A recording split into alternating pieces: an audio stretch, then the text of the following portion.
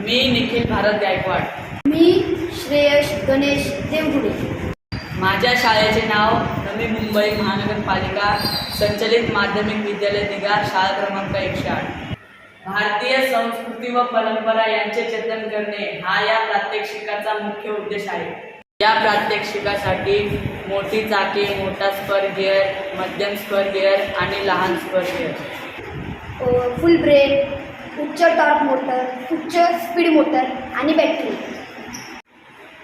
Remote control, L की plastic hook आणि धातूचे भाग, मानवी श्रम वाचवणे, जीवास धोका टाळणे, जल प्रदूषणास आळा घालणे, भारतीय संस्कृती व परंपरा यांचे जतन करणे हे या प्रात्यक्षिकाचे फायदे आहेत।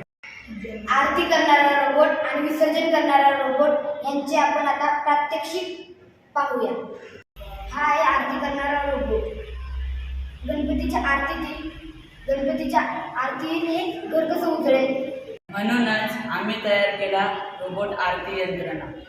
दिव्यांचा तेजोमय उजेड, सगळं अगदी भक्तिभावाने। कोणी नसतानाही आरती थांबत नाही। माणसाचा हात नसला तरी भावना असतात आणि त्या भावना रोबोट सुद्धा जपतो।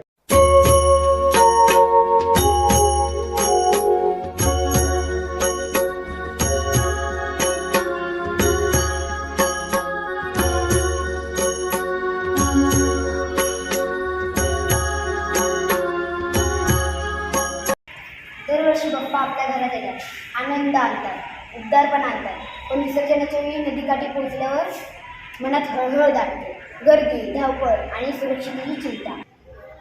मला आठवतं रे, मागच्या वर्षी शेजारच्या एका चिमुकल्याचा जीव गेला विसर्जनाच्या गर्दीत। ही भीती प्रत्येक भक्ताच्या मनात असते। ही भीती संपवण्यासाठी आम्ही रोबोट तयार केला आहे। आमच्या शाळेतील मुलांनी सर्व नियम पाळून बनवलेला हा रोबोट अगदी सुरक्षित विसर्जन करतो। तो मूर्ती अगदी जलद पद्धतीने विसर्जन करतो। तसेच काही लोक अशा पद्धतीने विसर्जन करतात।